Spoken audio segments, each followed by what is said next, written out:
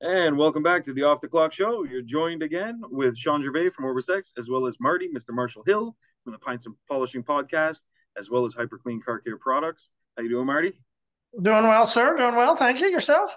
Good, good, good. Very good, actually. Thanks. And I don't know why, but every time I say your name, I always go, Marty, Mr. Marshall Hill, and I always go up on the, I don't know, maybe it's a Canadian thing. I'm not sure. Yeah, most definitely. Hey, Yeah. speaking of Canada, Canada, our shipment has arrived with another new Hey, distributor there. hey, hey. Hey, hey, Yeah, hey. Kimberly, great job. Amazing. Yeah, West Coast of Canada. What's up? 3 hours. Mm-hmm. There we go. Yeah, yeah. Yeah, They're we right now. got confirmation the pallet has landed. So That's amazing, man. Another OrbisX member, another yeah, proud Clean supporter. Awesome, awesome, awesome. Yeah, and that's going yeah, to help. it is cool to see, who joins over from one side to the next, right? Like one of the Yeah, winners was a guy that from one of the questions last week. He's a guy that had been in my trainings years ago, and like he yeah, pops up here in your group, and it's like, okay, love this. yeah. It's Cool to cool to see see that. the Yeah, communities kind of intermix a little bit. community. Absolutely. Hey, Hmm. Cheers to you guys. Yeah, it's a great community. It's funny. A lot of people think that the whole detailing industry, they see all the stuff online, like the people that interact online, anyways. They think, oh, there's so much toxic stuff here. But if you look through all that, there actually is quite a bit of great harmony. You oh know, yeah, you seen some toxic stuff lately? oh fuck, every day. You kidding me? Oh my god. Yeah, it's funny. My wife, she grows sage, and she's drying some sage, and then we give it away every year. It's like a native thing that we do. Anyways, for smudging, it's this process of like cleansing your house. Anyway, she was making some, and I said, "Can I borrow some of that?" And then I was just as a joke waving it over the computer. She's like, "What you doing?" I'm like, "Look at this guy's comment."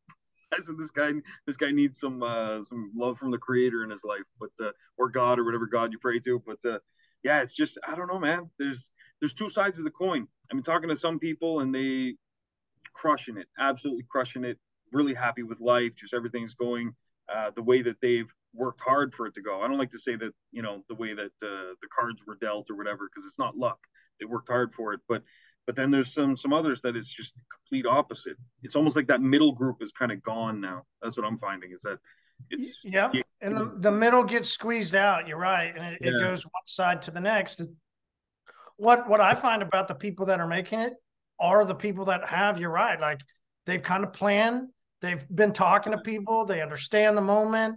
In a great economy, everybody does do well, right? I mean, it's you true. literally you could have just opened the door, you could have thrown out some little bit of marketing, and 5 years ago you could have been cleaning cars pretty quick, you Oh know. yeah, big time. Even 3 years ago. I mean, there's so many people in Corona that opened up a business and they couldn't believe how fast they grew. I mean, Yeah, there's a lot of people that were that way. Oh man, they were just calling out of the woodwork. Like, yeah. so what happened? I Oh, still well, what happens is in a downward economy, people just have less money. Like so the smart people plan for it because you can't stay in this high economy, high rates forever. There's always a flow in this game, right? That's why we say it's a game. It's exactly. never the same thing over and over. You always got to evolve and figure out how to play the game. Exactly, and that's why both of us have been so big on maintenance clients for a lot of people is because it's Bingo. Yeah. it's one of those things that keeps that relationship. And for me, I was describing this. I was doing a coaching call recently. I was talking to the guy, and I said, "Look, it's the difference between it's catching butterflies, and it's the difference between the method of catching butterflies. So you have, in one sense, you can build this massive net, and you're always swinging, and then you're catching some butterflies, but you're not going to catch them all. The other option is you build yourself a garden and the butterflies just come in. And so I said, what you need to do is look at your business in that way.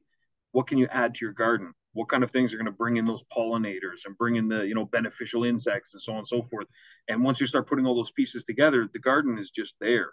And so during tough times, you always have some butterflies coming, some bees coming, and then during better times, you just have more of them coming, and then you're still swinging.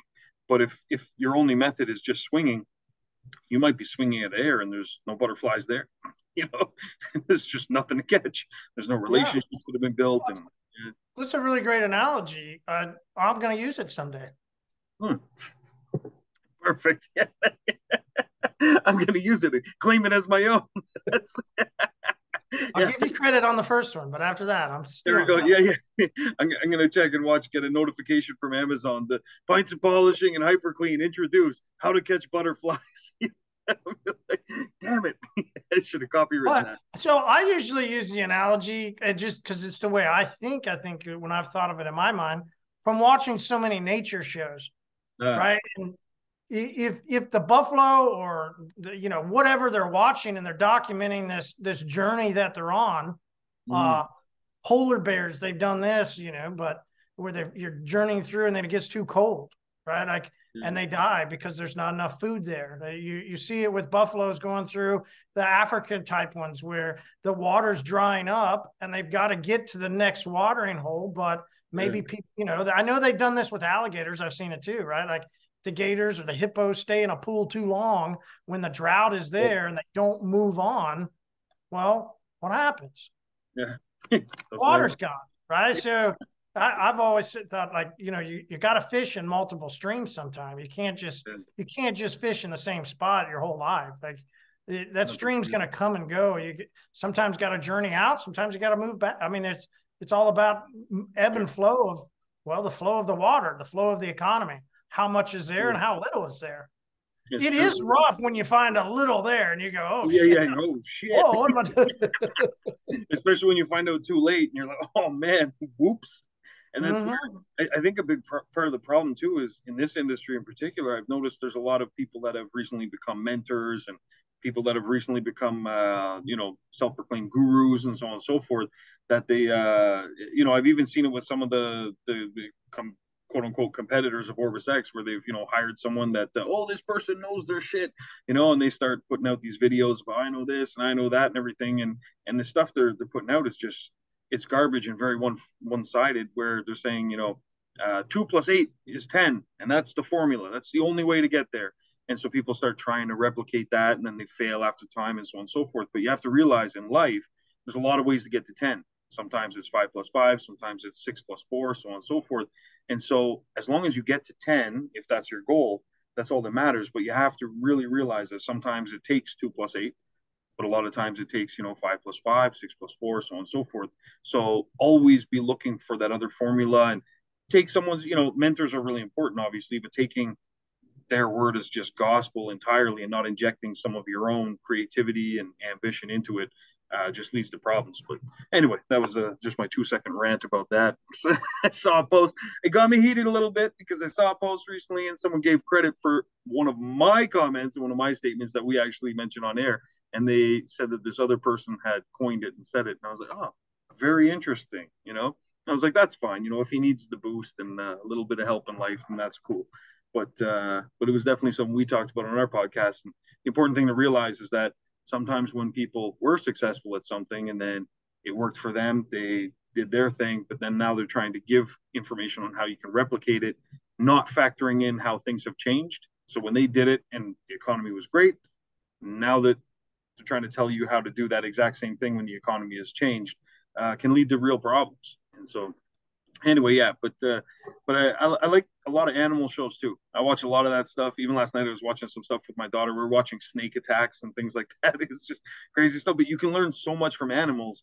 In my opinion, they're honestly probably the best business mentors out there, in my opinion, because they're all about This is survival. do or die. It's do There's or no die. fluff.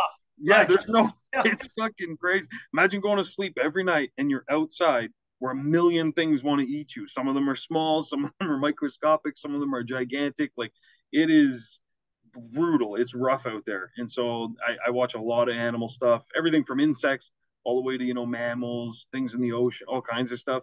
And it's really cool to see their adaptability and also how they strategize, work together. Like I've seen teams of buffalo or hyenas work more as a team than I have teams in businesses. It's insane. And it's like, Jesus, you guys could learn a lot from these fucking hyenas. You think, oh, they're hyenas. What do they know? And you look at it and it's like, everyone understands. Like they got a role, they have a job to do, they got this, that. And yeah, you can learn a lot of stuff from insects. Yeah. But you know what? On that note, I do have one. It's just a pre-tip, but I do have one that I learned about insects, which is pretty cool. a lot of insects, you wonder, how do they know to do certain things? It's not hereditary, like they're not taught, but like the baby ant isn't taught by the mom and dad. They're just, they do shit. And it's like, how do they know that? And so each of them has like a sequence of instructions built into them. And how they found this repeatable thing was they would stop an insect in the middle of their instructions. So if their instruction was, I don't know, go out, find this, bring it back, whatever, they would stop them at a certain point, and then they would like relocate them or something like that, and they would pick up every time exactly on the next step where they were to go. And it's just been millions and millions of years of following instructions exactly so that they could do things perfectly. And thinking about that, as humans, we often try and problem solve, right? So problems happen. What do? We adapt, we think quickly, we find a solution, we do something, right? But oftentimes that means deviating from our plan. Sometimes, even though it seems counterproductive, just following through with the plan and then dealing with that thing afterwards gets it done twice as fast. But anyway, I learned that from insects. That was just a pre-tip. That doesn't even count, basically. That's it. Yeah, we're not putting that in the bouquet, but it's there. But yeah, so anyway. So I watched, which was interesting, recently, was about the younger lions. You suddenly start trying to turn on the older male lion, right? And it's like, it's time for you to get out of here, right? Like, yeah. time for us to take over. And there's part of me that sometimes I've felt that way, right? And when you think of business, like we've thought of that too. It's like, all right, when is we're still young, 40s, in our young 40s, we're really pushing the agenda in the industry, and we many times are ready to take over on some of these old fuckers. And you're like, come on, man, get the fuck out of here. Like, you're teaching old school ways here, man. Like, we're ready to take over. Not that I would have ever turned on my own dad, right? Like, that's the interesting part. I mean, there are people that go into battles with their dad. True. Were you ever a battle with your dad guy? Not too much, no. I think because my dad was he was a quiet man, but he still is very logical and very he's very empathetic. He was a high school teacher for a long time, and a physicist as well. And so he always engaged in very interesting conversations, and his outlook on life. Like, don't get me wrong, when I was a teenager, man, he used to, I wouldn't want to wake up at, fucking crack of a nun's ass, because he still wakes up at like 5 a.m. And I was like, geez, Dad, I can't do it, And he would always say, like, sleep is for the weak. And he would say weird shit like focus on the donut, not the hole. Didn't even really understand that at the time. But, he would just, so he gave like tough love at times, but he, I don't know. No, he was always agreeable with things. The one area where we didn't really see eye to eye, but we didn't fight over it, was just I was more business oriented, and he was not anti-business, but he's gone to like protests about like, oh, they're building a uranium mine, gotta go protest it, like we can't be destroying the forest. But my dad's part Native American, so he just very much, save the planet, down with business, that kind of stuff. So we didn't necessarily see eye to eye on those kind of topics. But like when I opened my auto shop, for example, he told me, he's like, son, what are you doing? Like, advertising and technology, like, this isn't going to work out. What are you doing? And then when we hit 7 figures for the first time, he came and he was like, hey, listen, I really, screwed the pooch there. He's like, I don't know what I'm talking about. Because he's the type to acknowledge, like, he didn't know what he was out of his depth. And he was just worried, like maybe I was also out of my depth. And so he's, I don't know, he's a very understanding person. But I do know a lot of people, they kind of butt heads with their pops, especially when they hit a certain age. It's like, I'm the man. No, I'm the man now, that kind of stuff. But I don't know. It's not really too much of that. The only thing is when I was boxing, before that I was getting bullied and stuff. My dad he found these at the garage sale, these like wrestling mats, put them in the basement. Every day I came home, he would just start pounding on me. He's like, downstairs, he start pounding on me. And at first, I'm like, and he's like, don't turtle. And so I have to fight back and stuff. And so I don't know. I guess looking back, it was a form of love. At the time, I was like, what an asshole. But, he grew on me. So, but yeah, it is a thing, though, when you start to come of age, you're like, I'm the man now, Yeah, how about you? My dad, towards the end of his, literally probably months before he died, he told me he didn't think I'd ever really make it. And he was proud of me. Right? Oh, shit. Well, first off, condolences, but damn, holy shit. All right, so that went the complete opposite way. Oh shoot, damn man, fuck, condolences, but shit. So I said, you know, I, he he was like your dad. He didn't talk much, Yeah, but if I needed help, there was times I was a mobile detailer and I was so busy. He came out to help towards the end of the days when he would get done with his work, holy and shit. come out and help me clean cars. I'd Wow, go on that's cool. trips and he'd help the power washing business. I mean, he would step in, no problem. He just Yeah. never really was a talker, like that. So Okay. Yeah. part of that was the joke, like, you know, but he didn't. He really never thought I would make it. And I remember he always wanted me to go get a job. He always safety in the job. Yeah. It was That's what interesting this we thought weekend. back then, though. You know, Yeah, that was the thing. It was save your money, don't invest, save your money. Get a job. It's the safe route. I think a lot of that was post depression era. Was like, we gotta like look how bad things can get. Don't take chances. Keep the pantry stocked, and you know, I think that was just part of the times, right? yeah, and I think he also knew how hard. I Yeah, mean, because so it is he hard. had quit his job because they wanted to move. He worked for a company called Burroughs. Okay. They were bought by IBM. You might have heard of them. Yeah. And IBM, do they make televisions or one of their head offices is actually 5 minutes from my house. but so he was a salesman for Burroughs, and when they got bought by IBM, they wanted to move us to Chicago. Now, my mom's from Stillwater, which is where OSU is, super small town. My dad's from Fort Smith, Arkansas. Once again, a super small town. No way in hell they were There's going to no move. way. Yeah. So, right, he quits, Yeah. and I'm looking through this past weekend. He had kept this binder for some strange reason. And I have his old Wagoneer. When I got some time, I go through and start trying to work on it. And we've got it running. We've got some stuff. I'm just trying to work on some interior stuff. And I Nice. find this giant binder. Oh shit! Look at the size of that thing. Holy shit! That was just in the truck. Yeah. Yeah. 3-ring binder. And what this binder is this is his, well, customer data information. Okay. Damn. So The original CRM. the original, right? It's got the 3-hole punch. You gotta love that. Nicely done. Oh, yeah. We've got the personal information. We got spouse, children, background information, hobbies, financial information, what's their objectives, all this fine data, right? Yeah. Information on a customer. And could you imagine Jeez.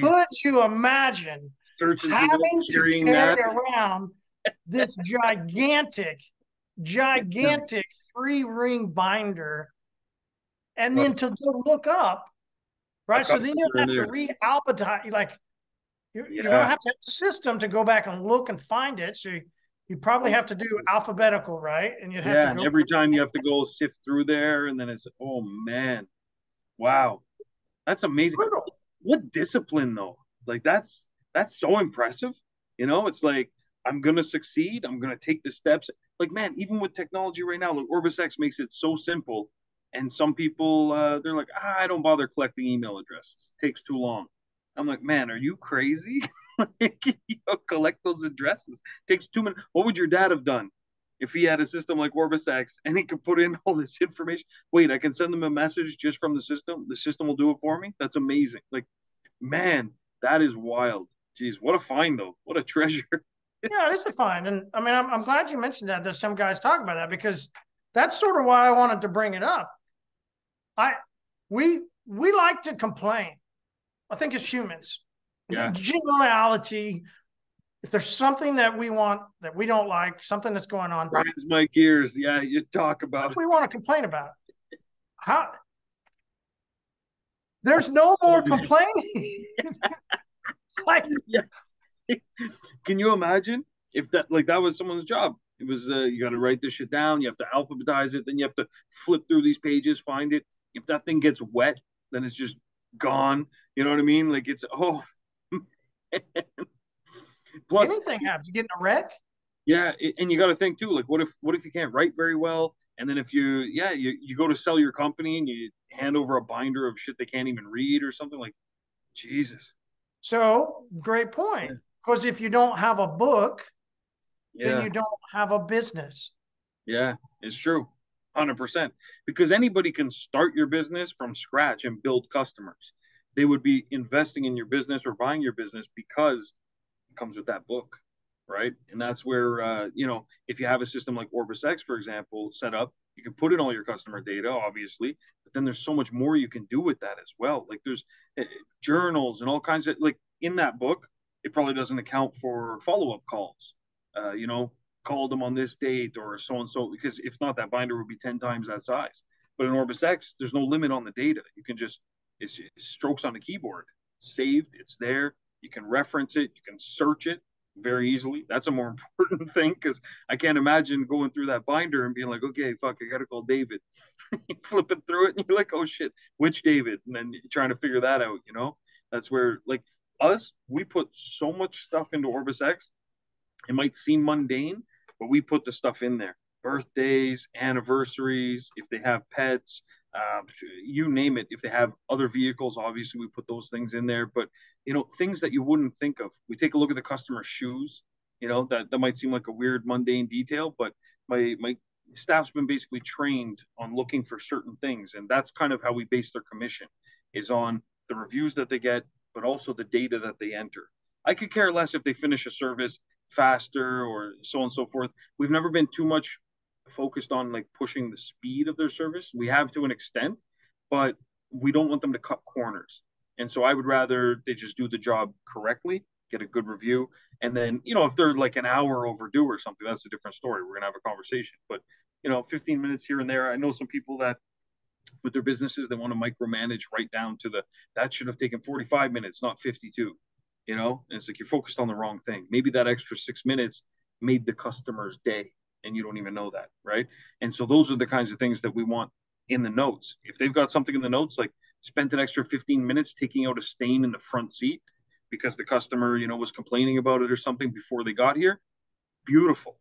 I'm happy they spent that extra 15 minutes, right? But we wouldn't know that unless they put the data into OrbisX. And then they put in things like, customer has a brand new pair of shoes, customer has this, that. And I know that seems crazy. Like, why would we care about their shoes? But we keep track, especially the younger guys, because if we can make a younger guy happy, he's going to be a customer for a longer period of time. And they tend to interact more on social media with their friends. We literally put in a little bit of ceramic coating into these little 4-ounce containers and we give it to them. And we say, coat your shoes. I know it might sound crazy, but we just give it to them. Coat your shoes. Oh, you got some new Jordans? Coat your shoes. You know what I mean? Just put some what do you call it, toothpicks in the little holes, and you're good to go. But we do little things like that. And they're like, oh, really, man? That's amazing. What if I do this on my car? Great question. Glad you asked. You know what I mean? And so it's all those little things, but we wouldn't know if we didn't have the data. And that's where putting in that data is really important. And so, which brings me to a quick point that I'll bring up. So it's the red car theory. So, how many you drove to work today, or I imagine, yeah? Yeah, yeah. How many red cars did you see on the way to work? Three. Three? Okay. And you know that for a fact? Yeah, I was like, bullshit. I'm calling bullshit. Yeah. He's like, yeah, there was a Trans Am. There was Had a great straight face, though. Had a great straight that was face. good. That was good. I almost believed it. But in reality is most of us wouldn't know. Now, if I was to tell you before you left the house, for every red car that you see on the way to work, I'll give you $100. Guaranteed. You get there and I'd be like, I saw five. And you'd know the fucking make, year, model, everything, right? Because you'd be looking for it. And so what we do with our staff is we force them to look for these opportunities and we incentivize them that way. So we don't give them commission per job. We do give them commission on upsells that they do, obviously. But what we give them commission on is primarily how many reviews they get and the details that they enter in the CRM. Because if our staff ever leave, those details are going to pay dividends way into the future, right? So, okay, I give the guy an extra $40 today. But guess what? Now that customer is going to be a customer for life because we gave him such a good experience, even if that staff member leaves, we now replace a new staff member and they can offer the same experience because we have the data. That's why the data is so important. And that's really the crucial part of any CRM that you're using, is making sure that you're putting in the data. Like, we have fields for all kinds of stuff, and if you don't use them, you're wasting opportunities and you're missing those red cars. So you got to pay attention to how many red cars you see, because those are opportunities for you to close deals.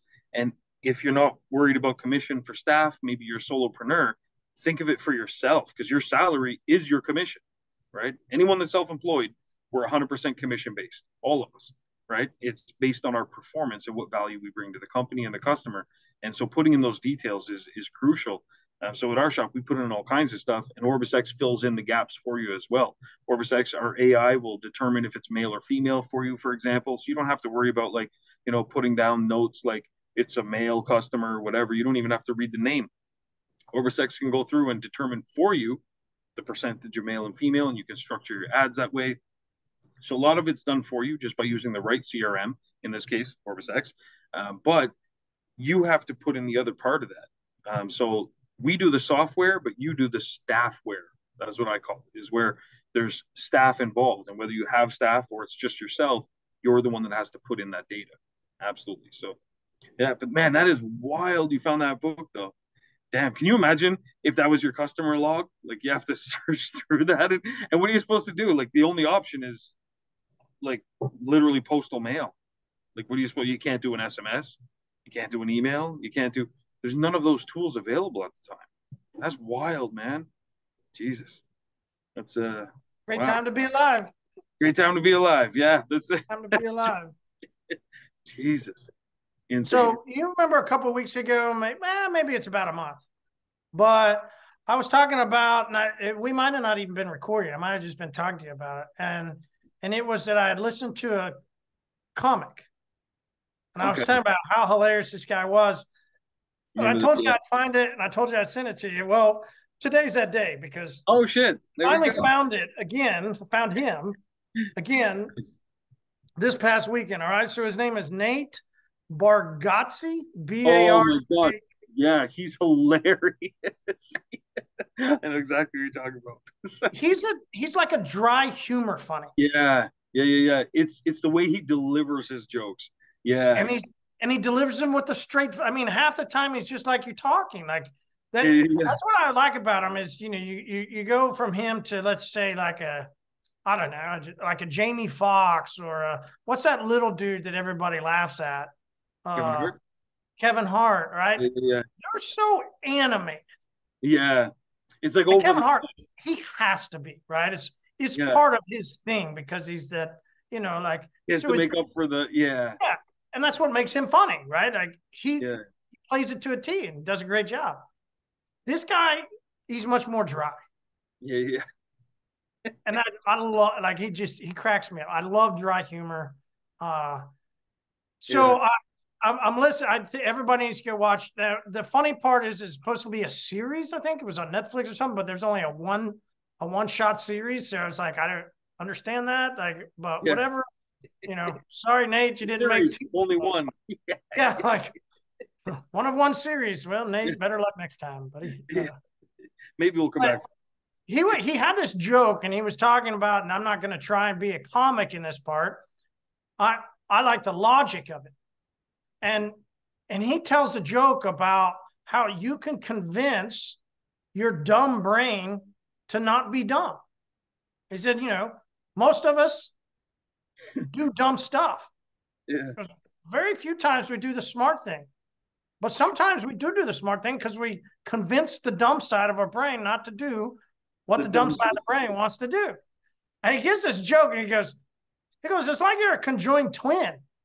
And you show up to a surprise birthday party, and you didn't know that you were getting a surprise birthday party. Like, you're a conjoined twin. How'd you not hear? Like, he goes on to say, like, you can convince your dumb brain, right? Like, I'll say it again, to not be dumb.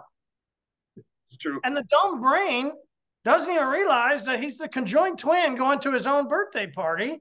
Yeah. And he's like, wait, what? I don't have to do this. Right? Like, and he's making this joke of it, and it's funny. And at the same time, I go, yes, like, true though. Yeah. This is what we said, right? Like, Absolutely. So go listen to the comic, go listen to him at the same time, realize that you can convince the dumb side of yourself to not be dumb. Now, we don't want to hear that, right?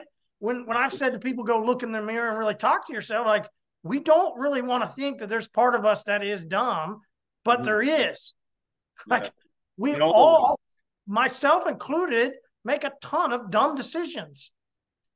Some of those dumb decisions are being sad. Mm. Some of those dumb decisions are being angry at somebody. Some of those, right? You could go down and list some very, very dumb things that we do. It's true. And you know what? You can convince yourself not to be dumb. Yeah. Right? You can convince, even though it's your own self and you know that you're dumb, you can convince your dumb self to not be as dumb. Be as dumb as you. Depressed about what other people do. Yeah. Stop being so angry about what you saw. Stop being, right? You can go down the list and stop being dumb. Yeah. It's true. It's kind of like when I drive on the highway. I used to, in my younger years, have not road rage, but I used to be like, oh God, why is that person driving like that or like that? I used to get so frustrated. And then I was talking to my cousin Michelle, and we were talking. We came to the conclusion that because I was always frustrated and they weren't. So we came to the conclusion that it was all how we were perceiving the world. And I said, no, no, no, no, it's not me, it's them. And then I was being told, no, no, it's not them, it's you. And we were going back and forth. And as I've gotten older and I've got hopefully a little bit wiser, I've started to realize I'm like, okay, so all right, I'm still getting there on time. And yeah, that person wants to come in, and before I'd be like, no, you're not coming in, you didn't signal right or something. I'd be frustrated. The only thing that was happening was I would get to my destination frustrated, flustered, and just overall angry at the whole situation. That person went on with their whole day like nothing even happened, and it didn't impact me at all in the drive, but it was impacting me when I got to my destination. I was like, holy, this is crazy. So I had to convince myself. And now, so I do this little exercise when I see someone doing some dumb shit on the road. I always tell myself, or I even say it out loud to my wife, and she laughs. I'm like, oh yeah, well, you should see the day they're having. Like they're going through some shit. He just came home, saw his wife in bed with his brother, so that's why he's trying to cut me off. I make up these crazy scenarios, and it's just convincing my brain. I'm like, he's going through a rougher time than I am. Let him do his thing. He forgot the signal. He cut me off. He whatever, and I'm not phased by it. And I just stay happy, and it leads to better things. I have better conversations with my wife, a better drive. I get to my destination. I'm in a good mood, and it literally is just convincing myself that whatever I was going through, because it's the other way too. If you lean into the dumbness, you can convince yourself of all kinds of shit. You can convince yourself literally to the point you'll make yourself sick. There's even like mimic ulcers and all kinds of shit. That's just your brain, the dumb part, playing tricks on you. And so you got to just find a way to convince yourself you're not dumb. That's genius. It's like the smartest, dumbest thing I've ever heard. It's or something. I don't know. The dumbest, smartest thing I don't know. But yeah, interesting. But he is hilarious, though, definitely. And yeah, I like that dry humor as well. But it seems so simple, but it's like, look at that, something like that. Like, number one, watching comedy, I think is hugely important. I think everybody should do it. Find whatever comedy it is that gets you there. Even people that say they don't like comedy, that's crazy. Like, laughter serves no biological purpose. It serves zero biological purpose. It's kind of like music. We don't get fed from it. We don't get nutrients, nothing like it. But yet we have music in our lives. We have music in our culture. As a, animal species, we've developed these things, and they do serve a purpose. We're just not really aware of it most times. But I hear people say, oh, I don't like comedy. It's like, no, you just haven't found the right comedy, or you don't understand the importance of it. But it really is that whole laughter is the best medicine. And then look at that. So through that process, you also learn a life lesson. That's like a win-win right there. Damn, trick the dumb part of your brain. I like it. No, it's smart though. And I think another thing too is to lean into something I wanted to talk about today, is that tricking your brain into certain things. So on the same coaching call that I was on this past week, I was talking to the guy, and I started to ask some questions, and then I stopped everything and I said, sorry, we're going to start over. The questions I started asking were just kind of template that I go through with a lot of people that I kind of mentor here and there. And it was, what's your like 2-year plan, 3-year plan, 5-year plan, so on and so forth. And this particular individual, something about it seemed like he needed something sooner. And so I started to realize, and I said, this guy's setting up 3-year, 5-year plans, but really he needs something in like 3 to 5 months to turn around in his business. And I started talking to him about it, and I said, "It sounds like you have more of a sense of urgency." And he said, "No, no, no, no." He says, I'm trying to make this 3 to 5 year plan and everything." And I said, "Okay, you're trying to fit these other things into this box, but why?" And he said, "Well, that's what everyone's always told me is you got to plan like 2 years, 3 years, 5 years, so on and so forth." And I said, "Okay, so why don't we do a little experiment?" And I was telling him to trick his brain as well. I said, "So imagine you don't have that long to live, and you've got to get this business to where you need it to be so that one of your children can take it over, or whatever the case may be. It can be ready to be sold so it can support your wife, or whatever the case is. What if you break that frame, that time frame that's there? Just break it completely and say, okay, I still want to accomplish the same goal, but trick yourself and tell yourself, I need to do this in 6 months instead. And take a week and think about that. Think about what you need to do. And you're going to realize that you come up with some great ideas. You come up with some great ideas that are going to be more expeditious. You're going to execute them because now you've convinced yourself, like, fuck, I only have 6 months to make this work. And I really think it's the whole Chef Ramsay thing where he goes into those restaurants now and he's like, he used to just go in and, it was like kitchen nightmares. Okay, I'm going to stay with you for a week and we'll fix your restaurant. And then he introduced that time barrier, and he basically convinced them if they don't fix it in 24 hours, they're fucked. And reality is, they could have lasted another couple months, but by saying you've got 24 hours or you're done, they've convinced themselves in their brain now, we got to make this work in 24 hours. And the excellence that got pushed and squeezed out of every employee made it happen in 24 hours. So if you do the same thing and trick your brain, the dumb part, as you mentioned, if you trick the dumb part into being like, listen, you got to get smart, and you only got 6 months to execute this 5-year plan. I think there's a lot of power in the mind when you do stuff like that. But in tricking the dumb part into being smart, absolutely, I think that's the. And if you push yourself to a level like what you're talking about, the way to trick yourself and the way to catch yourself and the way to progress is to every time you say the words "I can't," you pause. Yeah. You rethink.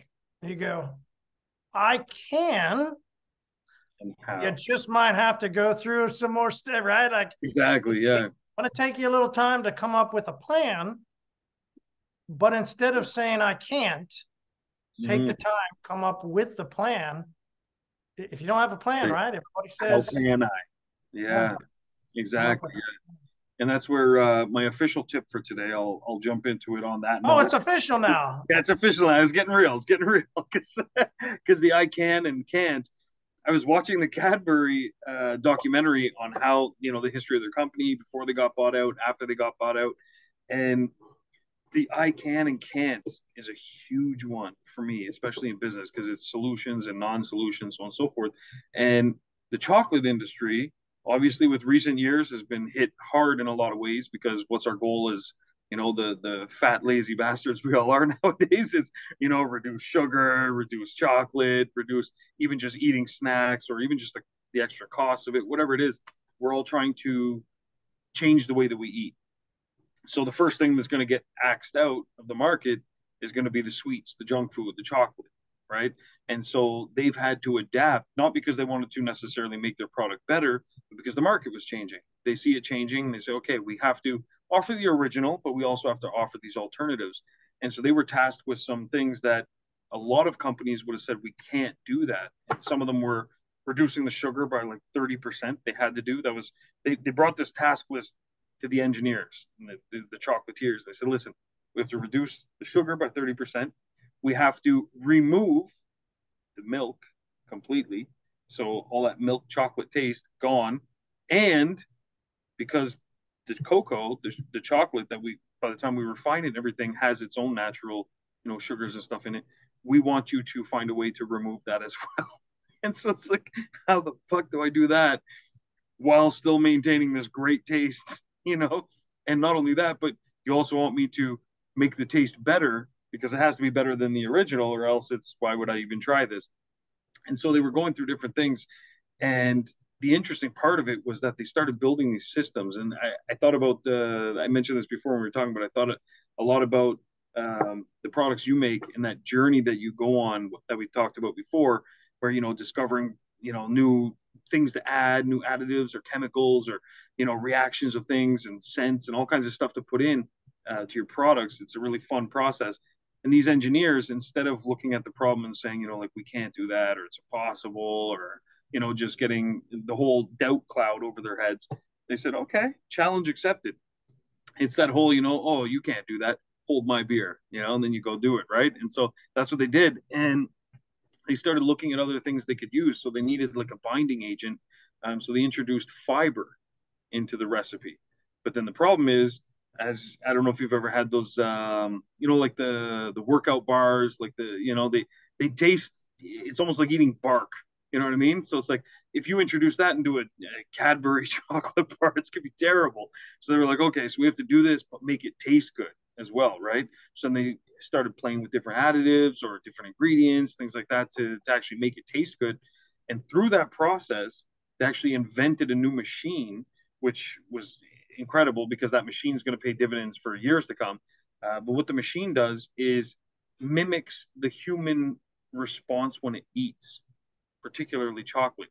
And so they have this whole floor, and they have people. Their whole job is tasting while this machine's hooked up to them. And so two parts of it go in your nostrils, and then the other part goes in your mouth, and then there's sensors and receptors and stuff. And what it tracks is when you put the chocolate in your mouth, how soon do you start chewing? What's the frequency that you're chewing at? How often do you open your mouth and take a breath of air? Your nostrils, like how often do they flare? The nose hairs, everything is tracking all these things because, and also the receptors in your brain and stuff, like how you're reacting to things, your eye movements, to track excitement, to track if something tastes gross, so on and so forth, so that they can take this machine without a human hooked up to it, feed it chocolate basically, and it will mimic the responses of a human based on the materials it's coming in contact with, the ingredients, so on and so forth, which was pretty cool. But they were tasked with something that seems like impossible. Like, how do you, okay, you want me to take out the sugar, you want me to take out the chocolate, you want me to take out the milk? Like, those are the ingredients that make this thing taste great. And you want me to make it taste good still. And they went through this painstaking effort, but it was more like a treasure hunt. They made it fun. And it was more an I can versus an I can't. And then they're, creating amazing products in that way. But it was all through setting up these systems so that they could accomplish the I can. So it started with, we probably can't, but then from that board meeting, it left into, okay, so we probably can, but that can might have 15 different steps along the way first. And that's where I think a lot of people get hung up. And that was my takeaway from the Cadbury story, was that a lot of people, when they look at something, it's so easy to just say, look, I can't do that, because there's a lot of steps. And so you just have to realize that everything is a process, and you got to go through those steps. And sometimes if the whole project looks like I can't, sometimes it's break it down into pieces, and then each one you realize I can do that. So like, oh, I need more customers. Well, geez, I can't just get 50 customers by the weekend. Okay, so break it down in smaller pieces. Can you get 5 customers tomorrow? Maybe. Can you create a Facebook ad? Can you create something else? So I think the word of this week would be I can, or the words, and focus on what you can do, trick your dumb part of your brain, do those pieces you can do. The pieces you can't, maybe someone else can. Maybe you can't, someone else can. So find that someone else, get them to do it, or to help with it. And then you're going to realize that their pieces plus your pieces plus everything else, all of a sudden the big project that's I can't get 50 customers by the weekend becomes I can definitely get 50 customers by the weekend. And so breaking it up into those little pieces, that's what Cadbury did with, okay, we can't just remove the chocolate, but we can build a machine that could determine if people like certain levels of chocolate. Okay, let's start there. So they built that. And then, okay, so people are okay with this level of chocolate. Can they digest fiber? Yes, but don't worry, they actually made it taste really good, supposedly. But I don't care. I'm done. I'm finished with Cadbury. The only thing I would buy at Easter was one Cadbury egg. yeah, yeah, yeah, I love the Cadbury egg. yeah. I They knew are it pretty. was. I knew it Yeah, was the crazy original to one have too. this. I don't like the spin-offs. I like the original. Yeah, Yeah. I'm out now. It's not real chocolate. Damn it! Like, man, I knew I was buying it It's at the the one Walmart, good right? thing. Like, so I knew it wasn't like great chocolate. Don't get me Yeah, wrong. I buy a Cadbury egg off the lower part of the shelf, not the yeah, yeah. Not higher the top of the like shelf. crown. You Yeah. know, so I understand what I'm getting, but goddamn, now I'm definitely out. I'm definitely out now. It's true. Yeah, it's funny because I don't drink a lot of soda pop, but when I do, I usually drink a Coke or a Sprite. And I know they make alternatives. I know they make, the Coke Zero and the Diet Coke and all these kinds of spin-offs, but I don't drink it often. But when I do, I just want just give me the good stuff. Just give me the goods. That's what I want right now. I know it's terrible for me, but that's fine. Speaking of that same comedian, he's got a bit on pancakes. You have to check that out. He's like pancakes. I love them. He's like, but they make me feel so tired. Yeah. As you He's get like, older, yeah, yeah. yeah, yeah. He's Like I'm tired. My wife goes, "Well, you got a whole plate of pancakes. You just ate." Oh, like yeah. He's like, no, that can't be it. Yeah, it's so good. Oh man, it's so true. But yeah, the Cadbury, yeah, I'm not down with the no chocolate and the fiber, but Easter though, that's gonna be a tough one because they have to advertise that same product every year. They got to do a massive push just once a year for that one particular product. It's but I guess that also helps because then they're focused on it. I mean, they get it done, so clearly they believe they can. To circle back into that. But yes, that's what I learned this week. It was a pretty productive week. It was good. Yeah, there we go. I dropped my bouquet of tips today, so everyone can be happy. And yeah, next week we'll have another round of tips, and then the week after that we'll be recording. Well, I will from a special location. And yeah, we'll join up and meet up. It'll be good. But as always, Marty, I appreciate you, and we'll see you next week. All right, everybody, take care. And Marty will have some updates on a new product coming soon. I've been sworn to secrecy though. Get it off my chest. I had to. Yeah. All right, we'll talk to you soon, brother. All right, cheers.